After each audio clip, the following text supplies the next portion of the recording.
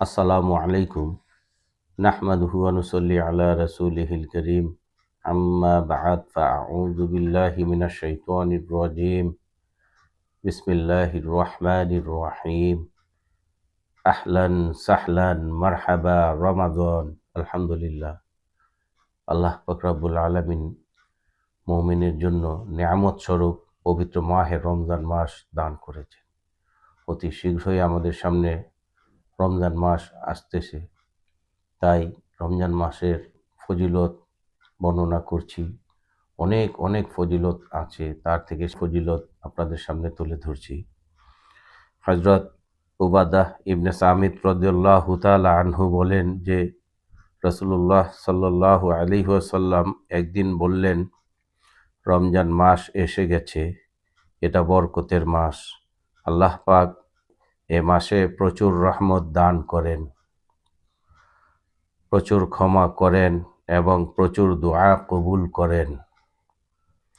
আল্লাহ পাক ফেরেশতাদেরকে নিয়ে গর্ব করতে থাকেন যে তোমরা দেখো আমার বান্দারা এ মাসে কত ইবাদত করছে।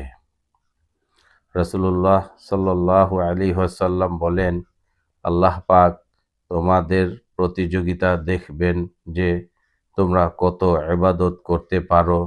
অতএব তোমরা আল্লাহকে দেখাও কত ভালো কাজ করতে পারো। তোমরা আল্লাহকে ভালো কাজ করে দেখাও।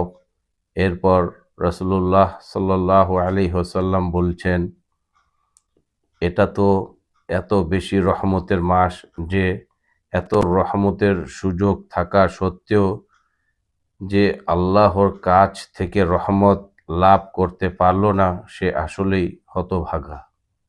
প্রিয় ভাই ও বন্ধুগণ, আমরা আল্লাহর নিকট বেশি বেশি দোয়া করি যে ইয়া আল্লাহ, আপনি আমাদেরকে রমজান মাসে সমস্ত ফাজাইল আপনার রহমতে হাসিল করার তৌফিক দিয়েন এবং আমরাও চেষ্টা করি রমজান মাসে যথার্থ বেশি বেশি ইবাদত বন্দেগী করি, এগুলো যাতে আমাদের থেকে না ছুটে।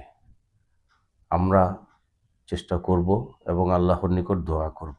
আল্লাহ পাক রব্বুল আলামিন আমাদেরকে পবিত্র মাহে রমজানের সমস্ত ফাজাইল নসিব দান করুক, আমিন। এবং আল্লাহর হুকুম হুজুর সাল্লাল্লাহু আলাইহি ওয়াসাল্লামের তরিকা অনুযায়ী আমাদের জীবনযাপন করার তৌফিক দান করুক, আমিন। আসসালামু আলাইকুম ওয়া রাহমাতুল্লাহ। আসসালামু আলাইকুম। নাহমাদুহু ওয়া নুসাল্লি আলা রাসূলিহিল কারীম। আম্মা বা'দ ফাআউযু বিল্লাহি মিনাশ শাইতানির রাজীম। বিসমিল্লাহির রহমানির